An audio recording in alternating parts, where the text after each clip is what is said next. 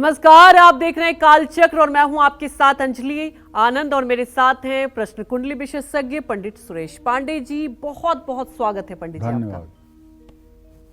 शनि की 7.5 में कब, कहां और कैसे आएगा आप पर संकट, जानने के लिए देखिए कालचक्र।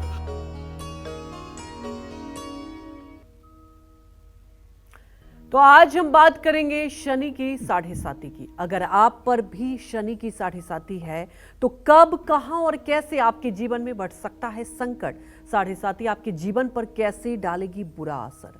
7.5 का कौन सा चरण आपके जीवन से सुख चैन छीन सकता है। अगर शनिदेव की 7.5 से बचना है तो आपको आज का कालचक्र जरूर देखना चाहिए। 7.5 की काट के बारे में विस्तार से बताएंगे आज पंडित सुरेश पांडे जी।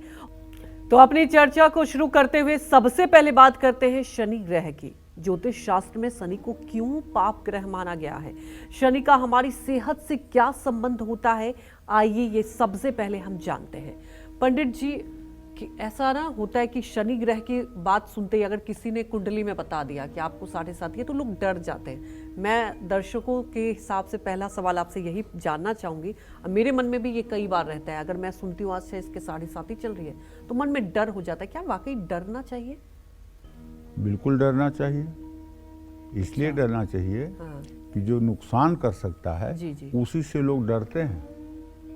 शनि और राहु का नाम लेकर के लोगों को डराया जा सकता है, लेकिन चंद्रमा और बुध का नाम लेके लोगों को नहीं डराया जा सकता। बिल्कुल पंडित जी। शनि और राहु ने ऐसा आतंक अपना बना रखा है, इनका नाम सुनते ही बड़े बड़े पसीने फेंक देते हैं। बिल्कुल, मतलब वही इसलिए मैंने पूछा क्योंकि सबके मन में सवाल होता है। बृहद पाराशर होरा शास्त्र में लिखा हुआ है, शुक्र शुक्रश्च तथा नेत्रम चंद्रमा मनसस्तथा आत्मा वै दिन कृते अत्तः बुधो बालत्व धीमतः क्रोधो पराक्रमो भौमो बुधो बालत्व धीमतः शनि दुख प्रद गेयो राहुर ऐश्वर्यदायक। शनि को ज्योतिष शास्त्र में महर्षि पाराशर के अनुसार एक दुखदाता ग्रह के रूप में विचार किया जाता है और राहु को ऐश्वर्य प्रदायक ग्रह के रूप में विचार किया जाता है। अच्छा। बुध को बुद्धि प्रदाता के रूप में विचार किया जाता है और सूर्य को आत्मा का कारक मान करके विचार किया जाता है और शुक्र को नेत्रों का कारक मान करके विचार किया जाता है। मंगल को क्रोध और पराक्रम का कारक मान करके विचार किया जाता है। बृहस्पति को जीवन और जीवन से संबंधित जो सुख है उसका कारक मानकर विचार किया जाता है। एक दूसरी बात, ग्रहों के भावफल में बृहद पाराशर होरा शास्त्र में ही आता है, दिव्यांगना वाहन वस्तु भूषा चिंता तुकार्या भृगुणा विबुधन्द्रय तमः शनिभ्याम मचिंत मायु अर्केण तातः शशिना च माता। मतलब किसी सुंदरी स्त्री के बारे में विचार करना हो तो शुक्र से विचार किया जाता है। अच्छा। किसी आभूषण के बारे में विचार करना हो, गहने के बारे में विचार करना हो तो शुक्र से विचार किया जाता है। चिंता तुकार्या भृगुणा बुधेन्द्र तमः शनिभ्याम। और किसी के आयु का विचार अगर करना हो कि आदमी कितने दिन जिएगा, तो इससे शनि से विचार करना चाहिए। अच्छा। तमः शनिभ्याम मचिंत आयु अर्केण तातः। और सूर्य से पिता का विचार करना चाहिए। शशिना च माता, और शशि अर्थात चंद्रमा से जो है माता का विचार करना चाहिए। ये ज्योतिष के जो सिद्धांत हैं जो निर्विवाद हैं, अटल सत्य हैं और इन्हीं पर मतलब कि आधारित होकर के लोगों को किसी के जन्म कुंडली की व्याख्या करनी चाहिए। जो लोग अपने मन से व्याख्या करने लगते हैं फिर वहीं गलती होने की संभावना बढ़ जाती है। बिल्कुल। तो पंडित जी जैसे कि बता भी रहे थे, लेकिन अब ये भी जान लेते हैं कि शनि ग्रह को पाप का ग्रह क्यों कहा जाता है। जैसा कि आपने कहा कि हाँ डरना चाहिए, तो ये हमारे दर्शकों को आप बताएं पंडित जी। देखिए, शनि को इसलिए पाप ग्रह कहा जाता है कि शनि में तमोगुण है। सत रज तम 3 प्रकार के गुण होते हैं। तमोगुणी होने के कारण ये ग्रह क्रूर है, दयाहीन है, स्वरूप में लंबे नाखूनों वाला है, रूखे सूखे बालों वाला है, अधोमुखी है, मंद गति वाला है और एक आलसी ग्रह है।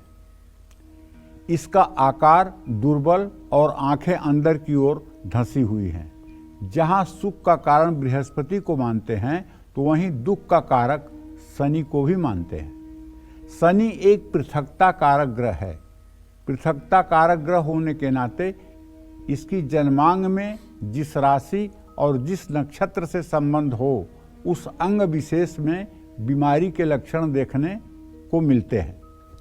शनि को स्नायु और वात कारक ग्रह माना गया है। नसों और नाड़ियों में वात का संचरण शनि के द्वारा ही संचालित होता है। आयुर्वेद में 3 प्रकार के दोषों से रोग की उत्पत्ति मानी गई है। चाहे जो रोग हो, ये त्रिदोष हैं, वात, कफ और पित्त। हमारे शरीर की सभी आंतरिक गतिविधियां वात यानी वायु विकार के द्वारा, शनि के द्वारा संचालित होती हैं। शनि के अशुभ होने पर शरीरगत वायु का क्रम टूट जाता है। अशुभ शनि जिस राशि नक्षत्र को पीड़ित करेगा, पीड़ित करने का मतलब शनि की पूर्ण दृष्टि जिस भाव पर पड़ेगा वो भाव पीड़ित होगा। उसी अंग में वायु का संचार अनियंत्रित हो जाएगा। चाहे किसी को रोमेटिक अर्थराइटिस की प्रॉब्लम हो, चाहे जोड़ों के दर्द की प्रॉब्लम हो, चाहे हड्डियों में कहीं जकड़न हो, ये सब कुंडली देख करके शनि का विवेचन करके निष्कर्ष तक पहुंचा जा सकता है। क्योंकि जो उदान वायु होती है वही वायु जो है उंगलियों को मुड़ने में, खुलने में, आंखों की पलक झपकने में, हाथ को मुड़ने में, खुलने में, पैर को मुड़ने खुलने में, वही उदान वायु जो है अपना कार्य करती है। और शनि के अनियंत्रित होने पर ये उदान वायु शरीर से लगभग लुप्त हो जाती है, जिसके कारण सारे अंग अकड़ जाते हैं और शरीर रोगी हो जाएगा। नैसर्गिक जन्म कुंडली में शनि को दशम और एकादश भावों का प्रतिनिधित्व भी करते हुए माना गया है। इन भावों का पीड़ित होना घुटने के रोग, जोड़ों के रोग, हड्डी मांसपेशियों के रोग, पिंडली में दर्द, दाहिने पैर, बाएं कान और हाथ में रोग, स्नायु निर्बलता, हृदय रोग और दिमाग से संबंधी रोग भी होते हैं। वैसे तो बताऊं आपको कि अगर शनि का वर्णन करना हो तो इसके लिए तो 10-5 घंटे कम हैं। ये क्या क्या महाराज करते हैं, इनकी कहाँ कहाँ मतलब कि जो है दृष्टि जाती है और ये किस किस चीज़ को करते हैं। जैसे आप एक बात जान लीजिए, कितना ही बुद्धिमान आदमी हो, लेकिन अगर चंद्रमा को जन्म कुंडली में शनि पूर्ण दृष्टि से देख ले तो ऐसा आदमी सुख में भी सुख अनुभव नहीं करता, सुख में भी दुख की बातों को याद करके व्यथित होता है, जीवन का आनंद नहीं उठा पाता। अगर उसे कोई चीज मिल गई है तो उसको भोग करना चाहिए, सुखी होना चाहिए। अब उसे डर है कि छीन जाएगी, अब उसे डर पहले सताने लगा कि छीन जाएगी, तो उसके मिलने का जो स्वाद है उसको नहीं मिलेगा। ये कौन करता है भाई? ये चंद्रमा पर शनि की दृष्टि करती है। चंद्रमा के आगे पीछे पापक ग्रह हों, वो बात ये चीज करता है कि आदमी को सुख में भी दुख नजर आता है। और कुछ लोग ऐसे होते हैं जिन्हें दुख में भी सुख नजर आता है। अगर कुछ खराब हो गया तो सोचते हैं अब कुछ आगे अच्छा होने वाला है, इसलिए ये खराब हुआ है। तो जीवन जीने की अपनी एक कला है और उसे बहुत कुछ ग्रह प्रभावित करते हैं। लेकिन ऐसा तो नहीं है कि हम पंछी हैं, हम जानवर हैं, जैसा प्रारब्ध है वैसा ही होगा, ऐसा मैं नहीं मानता हूं। जैसे जन्म कुंडली में किसी की आयु 40 वर्ष लिखी हुई है कि 40 वर्ष में इसे मर जाना है, मेरी मान्यता है कि वो नहीं मरेगा। अगर उसने दुर्गा सप्तशती के दिव्या कवच का रोज पाठ करना शुरू कर दिया सुबह शाम, तो उसमें साफ लिखा हुआ है, यावत भूमंडलम धत्ते शैलबनकान्नम तावत तिष्ठत मेदिन्याः संतति पुत्र पौत्र की देहांते परमम स्थानम जसुरैरब्दुर्लभम प्राप्नोति पुरुषो नित्यम महामाया प्रसाद लभते परम रूपम शिवेन सह मोदते जीवेत वर्ष शतम सांग्रम मृत्यु विवर्जिता, 100 साल तक जीता है दुर्गा का आराधक। अगर कवच का नित्य सुबह शाम पाठ करे तो अल्पायु योग का आदमी भी 100 साल तक जीता है। जो लोग ये बात करते हैं कि जितनी सांस भगवान के यहाँ से मिली है उतनी ही सांस रहेगी, तो फिर ये मेरे शास्त्र किस बात के प्रमाण हैं जहाँ 100 साल की उम्र की बात कही जा रही है। और मैंने अपने जीवन में अनुभव किया है, जिन जिन लोगों की कुंडली में अल्पायु योग देखा है, उनकी साधना पूजा के बदौलत उनको लंबी उम्र जीते हुए हमने देखा है। ये हमारा अनुभव है। तो भाई देखो, प्रारब्ध के बसीभूत पशु और पक्षी हैं, उनका जैसा प्रारब्ध है वैसा जीवन जिएंगे। कोई कुत्ता है इस दरवाजे से उस दरवाजे पर डंडा खाता रहता है, भगाया जाता रहता है, और एक कुत्ता वो है जो एसी में बैठता है, बहुत अच्छे लोगों के गोदी में चढ़ करके बैठता है, एसी कमरे में सोता है। उसका प्रारब्ध थोड़ा अच्छा है, उसका प्रारब्ध थोड़ा खराब है। लेकिन हम मनुष्य तो अपने प्रारब्ध का निर्माण कर सकते हैं। जिस दिन हम भगवान की शरणागति ले लेते हैं, जिस दिन हम ईश्वर को अपने आप को समर्पित कर देते हैं, और जिस दिन हम अपने आप को ईश्वर के प्रति पूर्ण रूपेण समर्पित कर देते हैं, बस उसी दिन साफ साफ गीता के महात्म में वेदव्यास लिखते हैं, गीता अध्ययन शीलस्य प्राणायाम परस्य च नैवम संत ही पापानि पूर्व जन्म कृतानि च। अब इससे बड़ी बात क्या होगी कि खुद वेदव्यास लिख रहे हैं कि गीता का जो नित्य अध्ययन करता है और जो नित्य प्राणायाम करता है, उसके पूर्व जन्म के प्रारब्ध उसे पीड़ित नहीं करते हैं। अब इससे बड़ा प्रमाण किसी को क्या चाहिए। तो हाँ, ये बात तो जरूर है, प्रारब्ध तब हमारे ऊपर काम करेगा जब हम प्रारब्ध के वशीभूत होकर के कर्म नहीं करेंगे। अगर हम कर्म करेंगे, साधु संग करेंगे, सत्संग सुनेंगे और सज्जनों के साथ रहेंगे, तो निश्चित रूप से कल्याण होगा। देखिए, एक बात जान लीजिए, संग का रंग चढ़ने में टाइम नहीं लगता है। इसलिए आप जिसके साथ हैं उसके बारे में पूरी जानकारी करें कि वो संग करने लायक भी है कि नहीं। 2 मिनट का संग भी रंग चढ़ा देता है और उससे पतन हो जाता है। इसलिए आप जिसके साथ उठ बैठ रहे हैं, जिसका आप विश्वास कर रहे हैं, जिसके साथ आप कार्य कर रहे हैं, उसके बारे में, उसके आचरण के बारे में, उसकी सोच के बारे में आपको पूरी जानकारी करके ही आगे संग करना चाहिए। नहीं तो संग का रंग ऐसा चढ़ता है कि आदमी पतन के गर्त में चला जाता है। ये बात भी समझने योग्य है। जय मां विंध्यवासिनी। तो अब बात करते हैं साढ़े साती के चरण की। पंडित जी साढ़े साती के कितने चरण होते हैं ये आपको बताएंगे। साथ ही साढ़े साती का पहला चरण आपको कौन कौन से मुश्किलों में डाल सकता है, आपको कौन से नुकसान पहुंचा सकता है, ये भी हम जानते हैं। पंडित जी ये आप बताएं, लेकिन उसके पहले मेरे मन में भी एक सवाल है साढ़े साती को लेकर। क्या ये सबको इससे गुजरना होता है कि ऐसा तो नहीं कि किसी के कुंडली में होता है, कोई किसी को नहीं भी होता है साढ़े साती का? सबको, जिसने धरती पर जन्म लिया है और जो 20 साल से ज्यादा जिएगा, उसके जीवन में साढ़े साती जरूर आएगी। मतलब सबको इससे गुजरना ही है। जी, 12 राशियां होती हैं। 12 राशियों पर 30 साल में शनि एक बार पूरा अपना चक्कर कंप्लीट कर लेता है। अच्छा। 2.5 साल एक राशि पर शनि रहता है। जिस राशि पर शनि की स्थिति होती है उस राशि पर साढ़े साती होती है। अच्छा। उसके आगे वाली राशि पर साढ़े साती होती है, उससे पिछले वाली राशि पर साढ़े साती होती है। इन 3 राशियों पर साढ़े साती होती है। और शनि जहाँ जिस राशि में बैठा होता है उससे 6ठे और 10वें स्थान पर शनि की ढैया होती है। अच्छा, यही है शनि के ढैया का निरूपण करने का विधान, और यही है शनि की साढ़े साती के निरूपण करने का विधान। ठीक है। जैसे इस समय कुंभ राशि में शनि गोचर कर रहा है। अच्छा। तो जब कुंभ राशि में शनि होगा तो मकर राशि, मीन राशि और कुंभ राशि, तीनों राशि पर इस समय शनि की साढ़े साती है। और इसी क्रम में देखा जाए तो कर्क राशि और वृश्चिक राशि पर शनि की ढैया है। अच्छा। ठीक है। तो ये बात समझ लेना चाहिए। जी।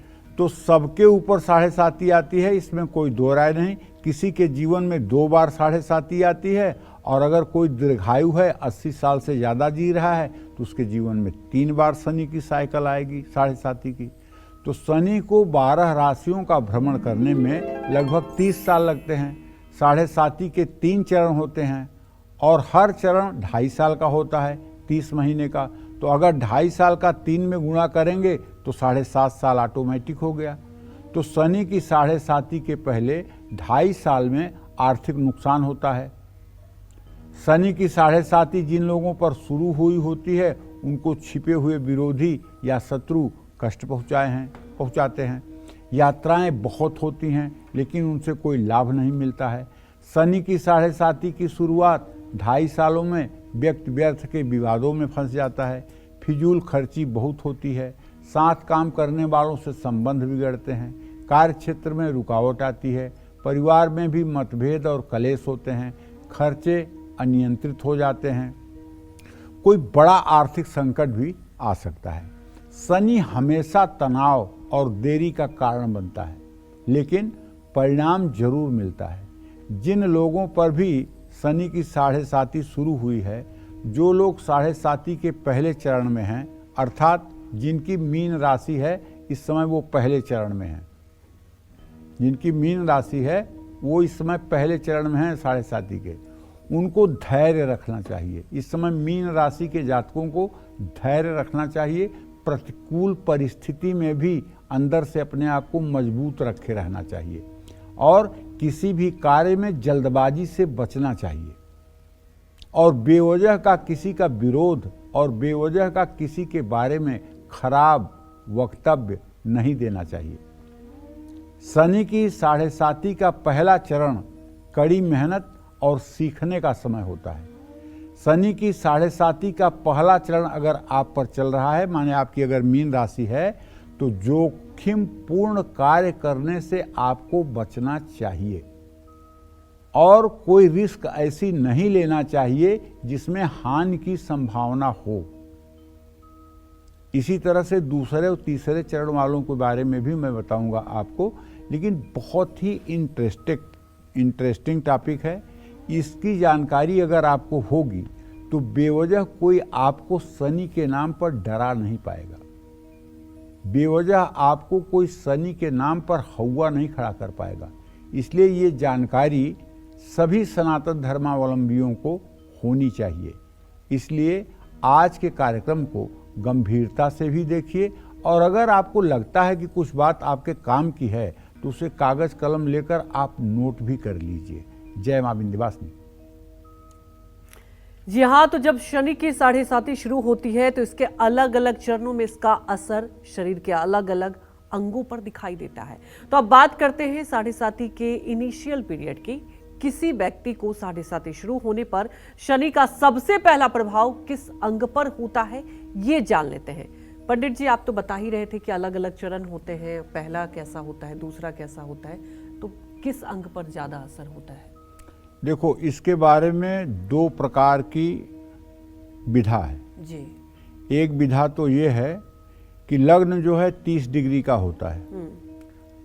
30 डिग्री को 3 भागों में जब हम डिवाइड करते हैं तो इसको कहते हैं जन्म कुंडली के आधार पर दृष्कांड जी।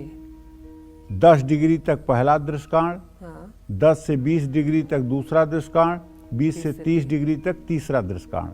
अगर पहले दृष्कांड में किसी का जन्म हुआ है, हाँ। तो सर से लेकर के गर्दन तक, वॉइस बॉक्स तक, ठीक है, इसी में शनि को आप देखेंगे कि कहाँ वो प्रभाव कर रहा है। अच्छा। अगर दूसरे दृष्कांड में जन्म हुआ तो कंठ से लेकर के और लिंग मूल तक आप देखेंगे कि शनि कहाँ इफेक्ट कर रहा है।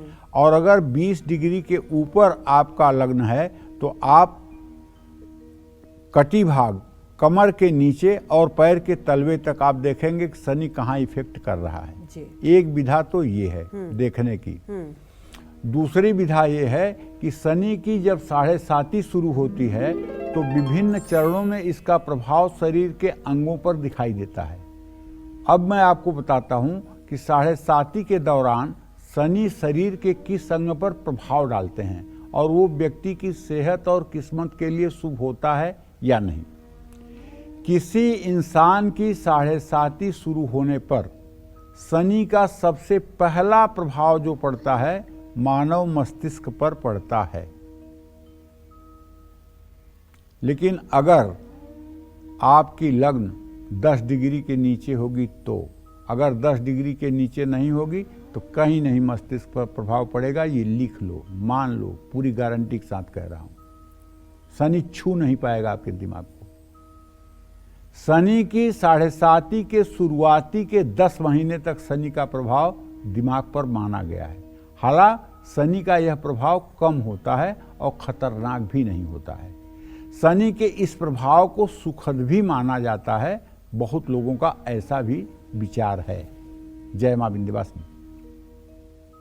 तो 7.5 के 10 महीने गुजर जाने के बाद शनि का प्रभाव किस अंग पर होता है ये भी जान लेते हैं। बताइए पंडित जी, जैसे 10 महीने के बाद कितना असर, क्योंकि आपने कहा कि 10 महीने के बाद की जाए तो सुखद भी होता है, उसके बाद कैसा इंपैक्ट होता है? देखिए, शनि की 7.5 के 10 महीने गुजरने पर शनि का प्रभाव मुंह पर होता है। इस दौरान 3 महीने 10 दिनों तक प्रभाव व्यक्ति को मुंह से संबंधित परेशानी देता है।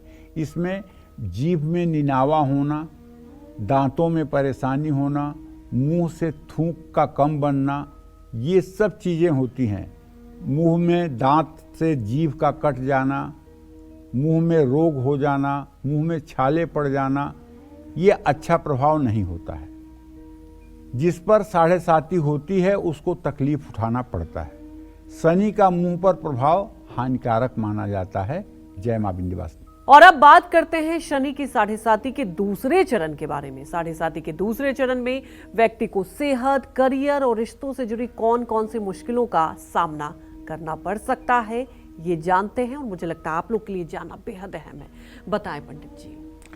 देखिए, शनि की 7.5 के मध्यकाल को शिखर चरण कहते हैं।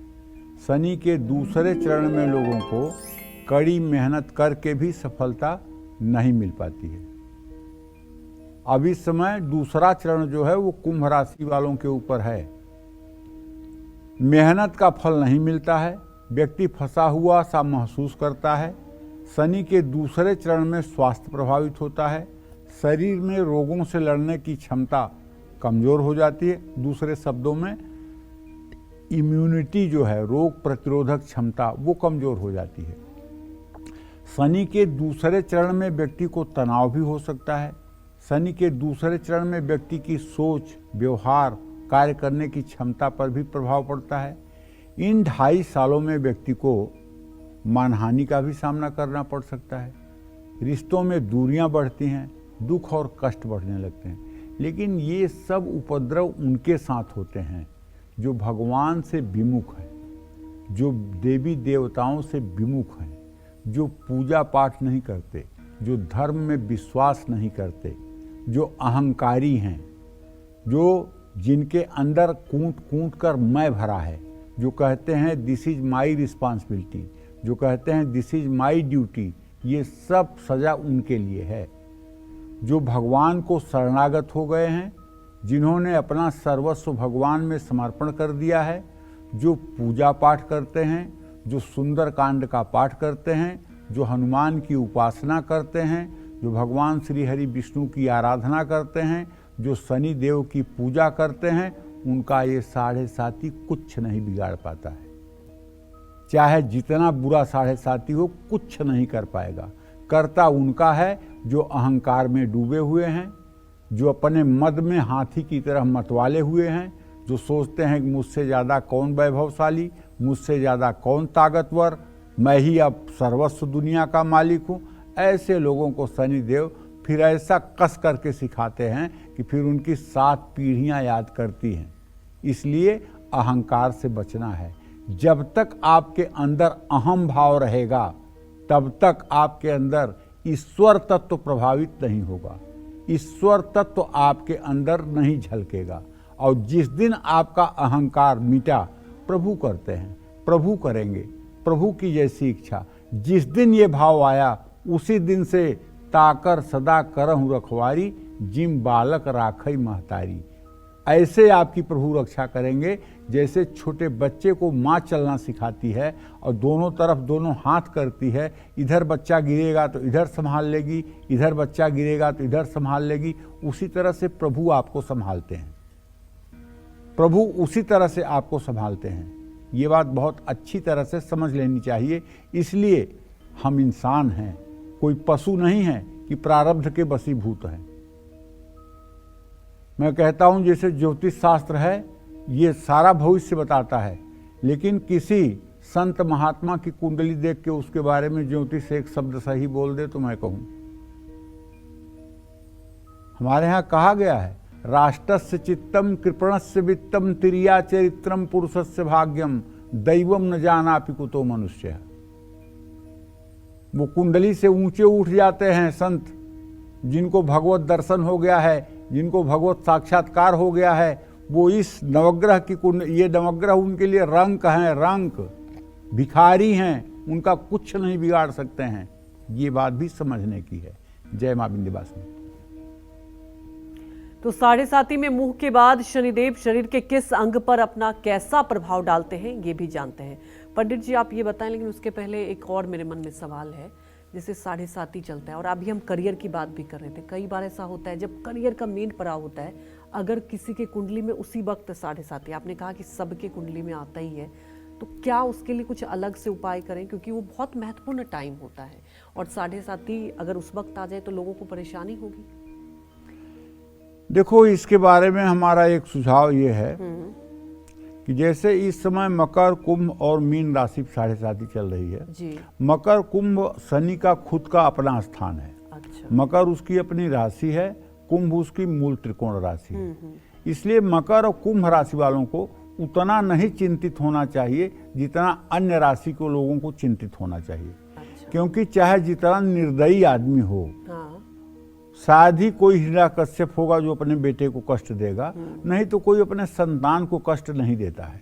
तो शनि की मकर और कुंभ राशि है और तुला उसकी उच्च राशि है। इन 3 राशि के जातकों को शनिदेव काफी राहत देते हैं। ये मैंने मतलब कि व्यवहार में देखा है। अच्छा। ये मैंने व्यवहार में देखा है। हाँ, 7.5 जरूर है, लेकिन मकर, कुंभ और तुला राशि है तो उनके ऊपर शनि का दुष्प्रभाव न के बराबर होता है। अच्छा, ठीक है। तो ऐसे लोगों को ज्यादा परेशानी नहीं होती। वहीं आप 7.5 के बारे में पंडित जी बताएं। शनि की 7.5 में मुंह के बाद शनि का अगला प्रभाव आंखों पर होता है। शनि का ये प्रभाव अच्छा रहता है, लेकिन इस समय आदमी जिस किसी आदमी को देख लेगा तो उसकी आंखों में इतना जहर होता है कि विश्वास करिए हरा पेड़ भी सूखा हो जाएगा। जो लोग कहते नहीं है नजर लग गई सब बर्बाद हो गया, तो इसी समय में आदमी के आंखों से इतनी निगेटिव ऊर्जा निकलती है कि वो जिसको भी ज्यादा देख लेगा वो अपने प्रभाव को खो देगा। क्योंकि शनि की दृष्टि ही ऐसी है, जहां जहां जिस भाव पर शनि की दृष्टि पड़ती है वो भाव नष्ट हो जाता है।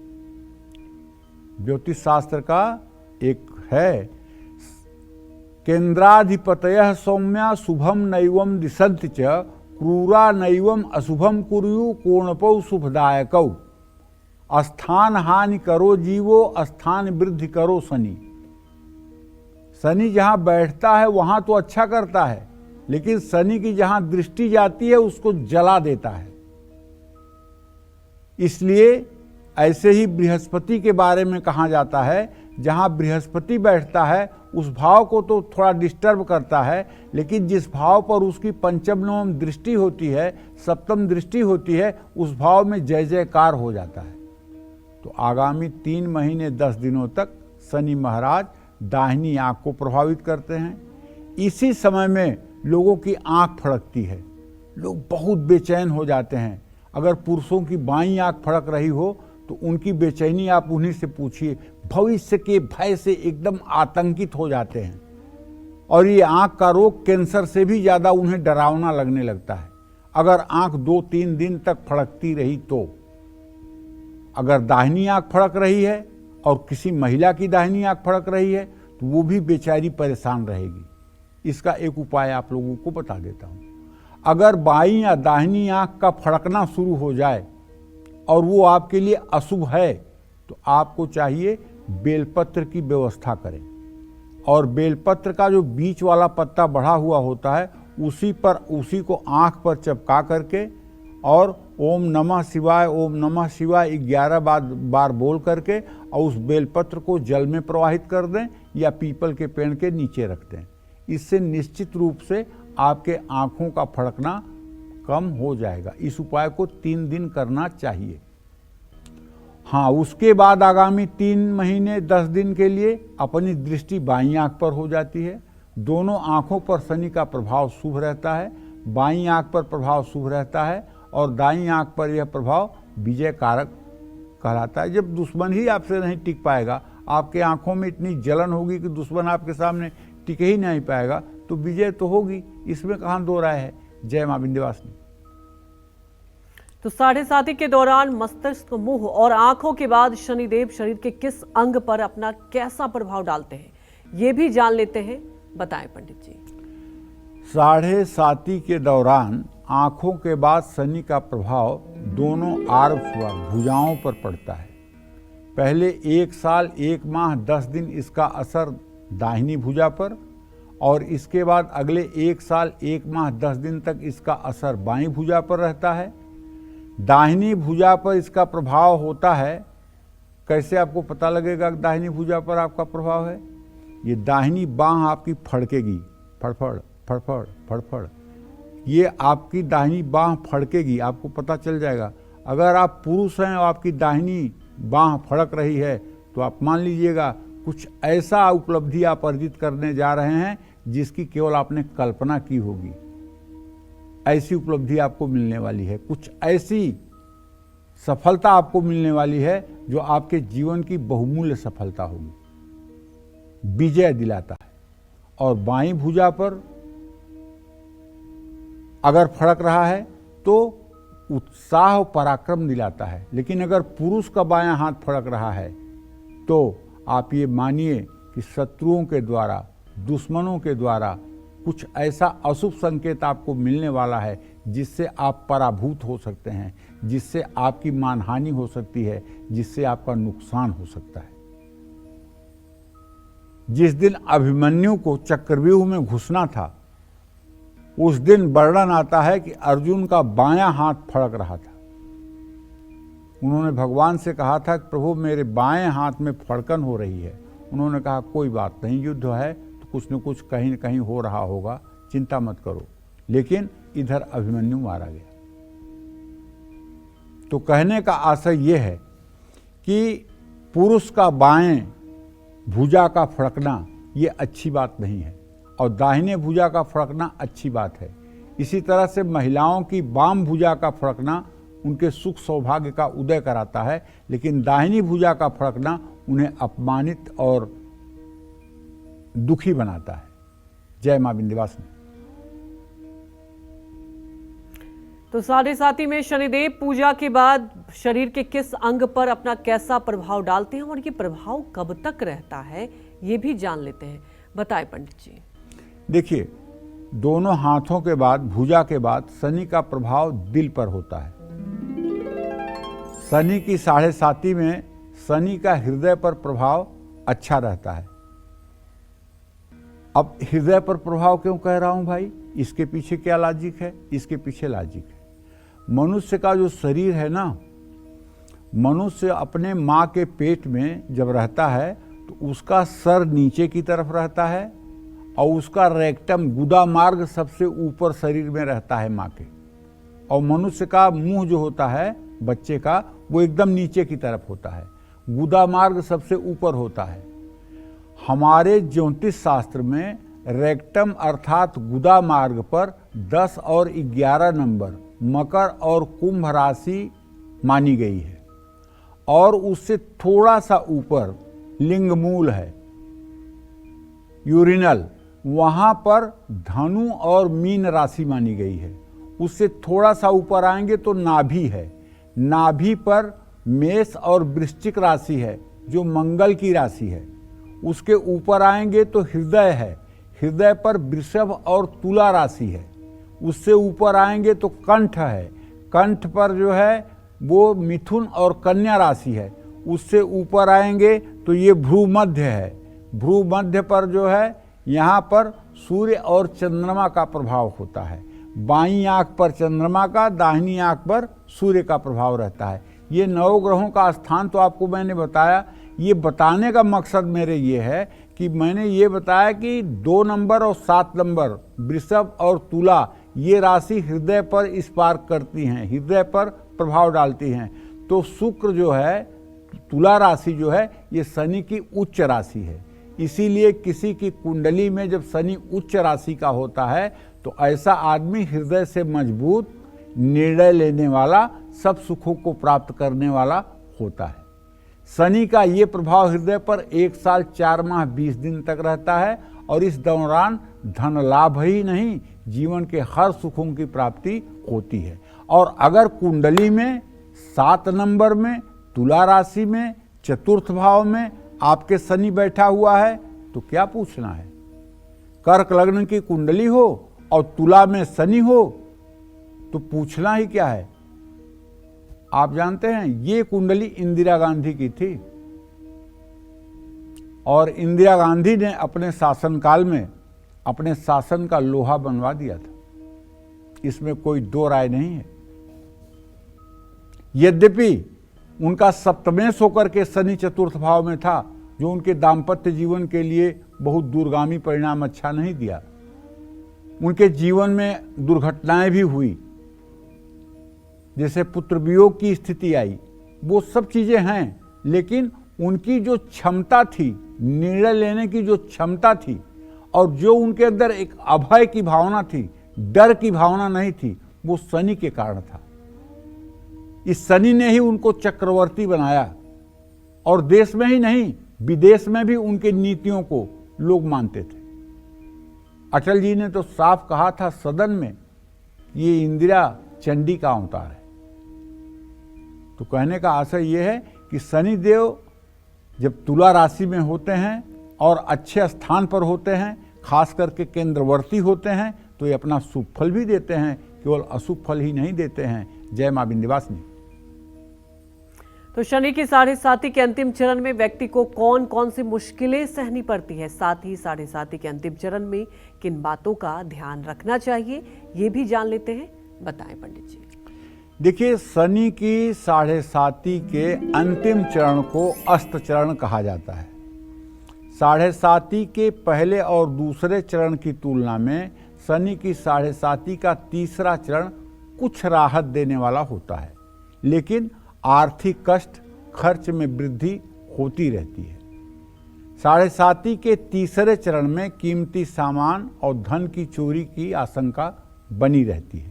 जिस व्यक्ति पर शनि की 7.5 का अंतिम चरण है, जैसे इस समय मकर राशि पर अंतिम चरण है, उसकी सोच नकारात्मक हो जाती है, पढ़ने में मन नहीं लगता है, सफलता पाने के लिए ज़्यादा मेहनत करनी पड़ती है।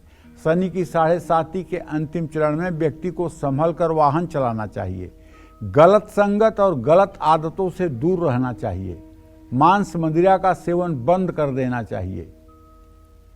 इस चरण में व्यक्ति को हमेशा बड़ों की सलाह लेकर ही काम करना चाहिए। ये सब चीज़ें अगर आप अपने जीवन में उतार लें, देखिए, इतिहास, भूगोल, नागरिक शास्त्र आपको कॉलेज में पढ़ाया जाता है, विद्यालय में पढ़ाया जाता है, लेकिन जीवन शास्त्र आपको या तो समाज में पढ़ने को मिलता है या तो परिवार में पढ़ने को मिलता है। अगर आप पढ़े लिखे नहीं हैं तो ये बहुत दुर्भाग्य की बात नहीं है, लेकिन यदि आपको जीवन शास्त्र नहीं आता है तो ये दुर्भाग्य का विषय जरूर है। किसी से मिलने पर आपका फेस एक्सप्रेशन कैसा होना चाहिए, किसी के आव भगत के लिए आपको कैसे करना चाहिए, किसी से मिलने पर आपको किस तरह का व्यवहार करना चाहिए, किसी को अपने पास रखने पर किस तरह का व्यवहार करना चाहिए, किस तरह से अपना वेश परिवेश रखना चाहिए, किस तरह से आपको समय के प्रति अपनी प्रतिबद्धता को व्यक्त करना चाहिए, ये सब जीवन शास्त्र के अंतर्गत आता है। आप बहुत बड़े अधिकारी बन जाइए, आप यूपीएससी क्वालिफाई कर लीजिए, आप आईएएस बन जाइए, टॉपर बन जाइए और आपकी शादी टूट गई, आपका जीवन मुकदमा लड़ने में बीत रहा है, आपको जेल के पीछे जाना पड़ रहा है, ये तो फिर तो बहुत गलत बात हो गई। ये इसका सीधा मतलब है कि आपने जीवन शास्त्र नहीं सीखा है। पढ़ाई से कुछ नहीं होता है। जीवन शास्त्र एक अलग विधा है जिसे माता पिता के द्वारा, परिवार के द्वारा या समाज के द्वारा सीखा जा सकता है। इसलिए मैं अपने सभी दर्शकों से कहता हूं, बच्चों को पढ़ाने के लिए उतना फोर्स मत करो जितना उनके अंदर जीवन शास्त्र डेवलप करने की कोशिश करो। और जीवन शास्त्र का डेवलपमेंट कैसे होगा? अपने घर में अच्छे लोगों का आवागमन होता रहे, उनका आगत स्वागत होता रहे, उनके बारे में सकारात्मक चर्चा होती रहे। अपने घर में ज़्यादा धन को लेकर के चर्चा न हो, ज़्यादा अमीरों की वाहवाही न हो, ईमानदारी की वाहवाही हो, सच्चरित्रता और निष्ठा की वाहवाही हो, ताकि बच्चों के मन में सच्चरित्रता और निष्ठा के प्रति एक भूख जगे। अगर घर में आप अधर्म और अन्याय से किसी सफल व्यक्ति का प्रशंसा करेंगे तो वो भी उसी रास्ते पर चलने की कोशिश करेंगे। तो घर का माहौल ही बच्चे के अंदर एक चरित्र का निर्माण करता है। अगर आप अपने भाई बहनों की बुराई करते हैं बच्चों के सामने, तो बच्चे भी कल बड़े होकर अपने भाई बहनों से प्यार नहीं करेंगे। अगर आप अपने माता पिता को हेय दृष्टि से देखते हैं तो बच्चे कल बड़े होकर के आपको हेय दृष्टि से देखेंगे। तो जीवन शास्त्र जो है ये बहुत महत्वपूर्ण है, इसमें हर समय सावधान रहना चाहिए। और धर्म की परिभाषा बहुत व्यापक है। धर्म की परिभाषा इतनी व्यापक है कि जहाँ एक तरह कहा गया है अहिंसा परमो धर्मः, अहिंसा परम धर्म है, वहीं भगवान कृष्ण अर्जुन से कहते हैं मार मार तू मार, काट ले गर्दन इन लोगों का, ये मारने के योग्य हैं। तो भैया वहाँ तो अहिंसा परमो धर्म, यहाँ बध परमो धर्म। तो धर्म की व्याख्या बहुत विशद है। कौन सा उद्देश्य धर्म का किस बात को प्रभावित करता है, ये बात आपको किसी अपने शास्त्र से मिल सकती है या किसी शास्त्र ज्ञानी और आत्मस्वरूप के बोध किसी महात्मा से मिल सकती है। नहीं तो धर्म की परिभाषा में आप भटक जाएंगे। तो शनि की 7.5 और शनि की ढैया नुकसानदायक होती है, इसमें कोई दो राय नहीं है, मैं हृदय से एक्सेप्ट करता हूँ।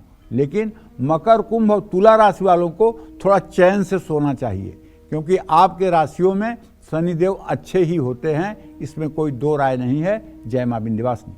7.5 के अलग अलग चरण में शनिदेव शरीर के अंगों पर अपना बुरा प्रभाव डालते हैं। ऐसे में अब जानते हैं कि हृदय के बाद शनिदेव का प्रभाव किस अंग पर होता है। पंडित जी बताएं। देखो, मैंने बताया ना कि अगर आपकी राशि में तुला राशि में शनि होगा तो आप मान लीजिएगा कि आपके हृदय पर शनि का प्रभाव है और छोटी मोटी बातें आपको विचलित नहीं कर पाएंगी। कोई बुरी खबर आपको परेशान नहीं कर पाएगी। कोई बुरी परिस्थिति आपके धैर्य को डिगा नहीं पाएगी। ये चैलेंज है हमारा। अब दिल के बाद शनि का प्रभाव पैरों पर होता है। शनि का दाहिने और बाएं दोनों पैरों पर प्रभाव होता है, 10-10 महीने तक रहता है। दाहिने पैर पर शनि के प्रभाव से यात्रा के योग बनते हैं और बाएं पैर पर शनि के प्रभाव से व्यक्ति का संघर्ष बढ़ जाता है। ये शनि का प्रभाव होता है। लेकिन अब ज्योतिषी लोगों को चाहिए कि वो इसका निराकरण अगर दृष्टांत के हिसाब से करें तो ज़्यादा समीचीन होगा और ज़्यादा फलादेश उनका सटीक होगा कि कौन से दृष्टांत में किस व्यक्ति का जन्म हुआ है, उसके शनि की पोजीशन क्या है, तब कहाँ शनि क्या इफेक्ट डालेगा। तो कहने का आशय यह है कि जब गंभीरता से इसका चिंतन किसी व्यक्ति विशेष के बारे में किया जाएगा तो उसका फलादेश जो होगा एकदम कंक्रीट 100% सही होगा। जय मां विंध्यवासिनी। 7.5 के अंतिम चरण में शनिदेव बॉडी के किस पार्ट पर अपना कैसा प्रभाव डालते हैं, ये भी जान लेते हैं। बताएं पंडित जी। देखो भाई, पैरों के बाद शनि का प्रभाव जो है रेक्टम अर्थात गुदा मार्ग पर होता है।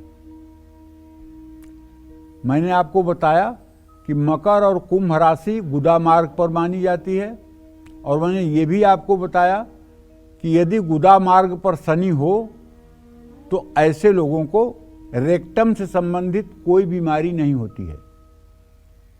आप सोच रहे होंगे कि अरे अर्श, बवासीर, भगंदर शनि के कारण होता है, शनि कुंडली में है तब हुआ है। नहीं, आप देखिए उस पर राहु की दृष्टि होगी, उस पर मंगल की दृष्टि होगी।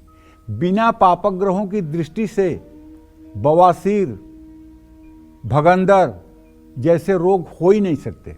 केवल शनि की उपस्थिति मकर, कुंभ, मीन राशि में है तो ये रोग हो ही नहीं सकता। उल्टा आपको 100 साल की आयु मिलेगी।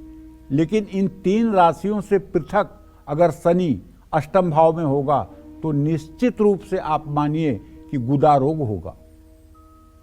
और शनि की दृष्टि द्वितीय भाव पर होगी, बहुत संघर्ष करने के बाद भी बैंक बैलेंस नहीं होगा। ये प्रभाव 7.5 के अंतिम 6 माह 20 दिनों तक रहता है, तो इसका ध्यान रखना जरूरी है। और अगर अष्टम भाव में शनि मकर, कुंभ और तुला राशि के अलावा किसी राशि में स्थित है तो आपको शनि की शांति करा लेनी चाहिए। शनि के वैदिक मंत्र का ओम सन्नो देवीरभिष्टय आपो भवन्तु पीतये संयोरभिस्रवन्तु न, इस मंत्र का 1,02,000 मंत्र जप 15 ब्राह्मणों द्वारा एक दिन में शनिवार को कराना चाहिए। हवन, तर्पण, मार्जन कराना चाहिए। ब्राह्मणों को भोजन करा के दक्षिणा देनी चाहिए। यह उपाय करने से निश्चित रूप से राहत मिलेगी। जय मां विंध्यवासिनी। तो अब बात कर लेते हैं राशियों की। 7.5 का अलग अलग राशि पर कैसा प्रभाव होता है ये भी जान लेते हैं। बताएं पंडित जी। देखिए, अब स्थूल मत से बताना चाहूंगा, इस बात को मेरी जबान मत पकड़िएगा, इसमें कुछ 19-20 हो सकता है, क्योंकि यहाँ हम स्थूल मत से बात कर रहे हैं, किसी व्यक्ति विशेष की कुंडली पर बात नहीं कर रहे हैं। मेष राशि में शनि नीच का होता है तो 7.5 के आखिरी 2.5 सालों में शनि शुभ फल देता है, लेकिन शुरू में नहीं। वृषभ और कुंभ राशि वालों को 7.5 के मध्य और अंत में 2.5 वर्षों में शनि शुभ फल देता है। इस दौरान वृषभ राशि वालों को तरक्की मिलती है और संपत्ति बनने की संभावना बढ़ जाती है। मिथुन, कर्क और वृश्चिक राशि वालों के लिए शनि की 7.5 की शुरुआती 2.5 साल शुभ होते हैं। सिंह, कन्या राशि वालों के लिए शनि की 7.5 के आखिरी 2.5 साल शुभ होते हैं। तुला, धनु राशि वालों के लिए 7.5 के बीच के 2.5 साल बहुत शुभ होते हैं। मकर राशि वालों के लिए 7.5 के शुरुआती और आखिरी 2.5 साल शुभ होते हैं। मीन राशि वालों के लिए 7.5 के मध्य के 2.5 साल बहुत शुभ होते हैं। इन सब विषयों का अगर थोड़ा सा आप ध्यान देंगे तो आप अपने जीवन के बारे में, 7.5 के बारे में, शनि देव के बारे में ठीक निष्कर्ष निकाल पाएंगे। लेकिन कुल मिलाकर के एक बात फिर कहना चाहूँगा कि देखिए, आप कोई पंछी नहीं हैं, आप कोई कबूतर नहीं हैं कि जो आपके भाग्य में लिख दिया गया है वही अब होने वाला है। एकदम नहीं, मैं तो नहीं मानता हूँ इस बात को। और ये मेरा अहंकार नहीं है, ये ईश्वर की ठसक बोल रही है, ये माँ विंध्यवासिनी का प्रभाव कह रहा है, मैं नहीं कह रहा हूँ। मेरा ये मिट्टी का मेरा शरीर नहीं बोल रहा है।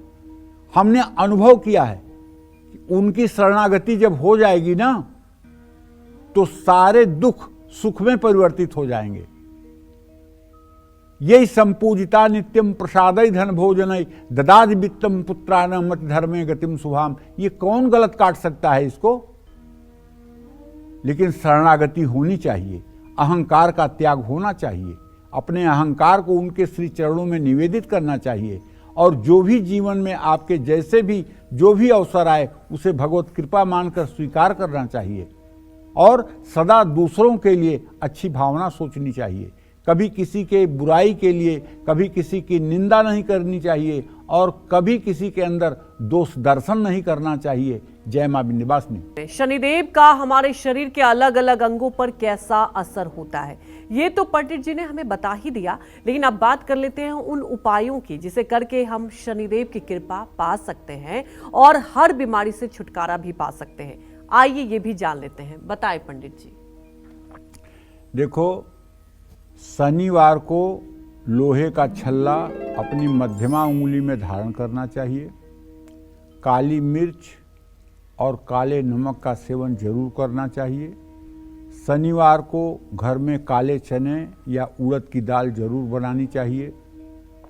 घर में उड़द की दाल को पीसकर आटा बना लें, उसका दीपक बनाकर उसमें सरसों का तेल डालकर पीपल के नीचे जलाएं।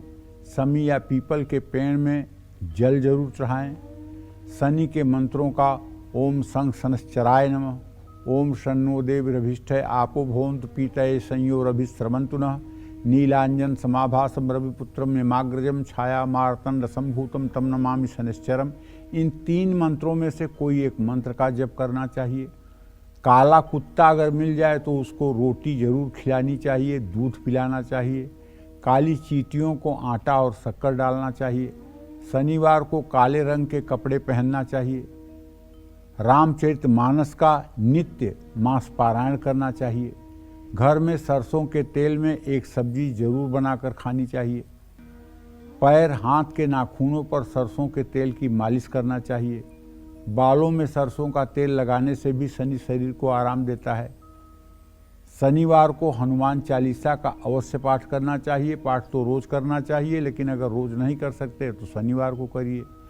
और भूखे और ज़रूरतमंद लोगों को हमेशा सेवा देनी चाहिए। आप एक बात जान लीजिए, दरिद्र नारायण की सेवा करने से शनि सबसे ज़्यादा प्रसन्न होता है। चाहे जितना आपका शनि खराब हो, लेकिन आपने अगर भूखे लोगों को भोजन करा दिया तो आप मान लीजिए कि शनि देव तत्काल आपसे संतुष्ट हो जाएंगे। जो लोग भूखे लोगों को, जो लोग ज़रूरतमंद लोगों की सेवा करते हैं, उनसे सभी शनि हर समय संतुष्ट रहते हैं। आपको ये तो मैंने बताया कि शनि कितने कितने दुख देते हैं, लेकिन एक बात और बताना चाहता हूँ, शनि कितना सुख देता है ये भी जान लीजिए। आप सोच रहे होंगे कि शनि के कोई फायदा भी है, तो आप जानिए। लग्न चंद्रिका ज्योतिष का एक बड़ा प्रामाणिक ग्रंथ है, लग्न चंद्रिका, उसमें साफ लिखा हुआ है, अर्थी भोगी धनी नेता जायते मंडलाधिपः नृपतिश्चक्रवर्तिश्च रव्यादय उच्चै ग्रहै। साफ साफ लिखा हुआ है। त्रिभिर स्वस्थै भवेन मंत्री, त्रिभिर उच्चै नराधिपः, त्रिभिर निच्चै भवेद दासः, त्रिभिर अस्तै गतन जड़। कहने का मतलब ये है कि अर्थी अगर सूर्य उच्च का हो तो ऐसा आदमी धनवान होगा। अर्थी, भोगी, धनी, नेता, ये सब चक्रवर्ती बनाता है। शनि चक्रवर्ती बनाता है। अगर आपके घर में कोई काम करता है तो उसका सम्मान करिए। निश्चित रूप से शनिदेव आपसे प्रसन्न होंगे। जय मां विंध्यवासिनी। पंडित जी, आपने ये तो बताया कि ठीक है क्या उपाय करने चाहिए, और मुझे लगता है ये दर्शकों के लिए बहुत महत्वपूर्ण था। लेकिन अगर 7.5 चल रही है, उपाय के दौरान कौन सी गलतियां नहीं करनी चाहिए? देखिए, शनि के उपाय के लिए तो सबसे बड़ी गलती है कि आप किसी गरीब का हक मत मारिए, किसी मजबूर आदमी के अवसर का फायदा मत उठाइए, किसी के साथ झूठा कमिटमेंट मत करिए, काले नीले कपड़े पहनने से बचिए, बहुत ज़्यादा बाल दाढ़ी बढ़ा करके मत रखिए, बालों को अस्त व्यस्त मत करिए, और अपने अनवांटेड हेयर हर समय रिमूव करके रखिए। जूते पर गंदगी ना बैठने दीजिए। अच्छा। अपने बाथरूम को हर समय नीट क्लीन बना करके रखिए। बिस्तर में किसी तरह की स्मेल नहीं आनी चाहिए। बेड में आपके किसी तरह की स्मेल नहीं आनी चाहिए। घर में आपके सीलन नहीं होना चाहिए। घर में छिपकलियों का आतंक नहीं होना चाहिए। और घर में बर्तन बिखरे हुए नहीं होने चाहिए। जूते चप्पल बिखरे हुए नहीं होने चाहिए। यही सब सावधानियां हैं शनि के लिए। बिल्कुल। तो देखिए, मुझे लगता है कि आज का विषय आप लोगों को बहुत पसंद आया होगा। कल फिर एक नए विषय और आपकी परेशानियों को दूर करने के लिए ढेरों उपाय लेकर आएंगे हम पंडित सुरेश पांडे जी के साथ। तब तक के ये कालचक्र की पूरी टीम को आप अनुमति दीजिए। नमस्कार।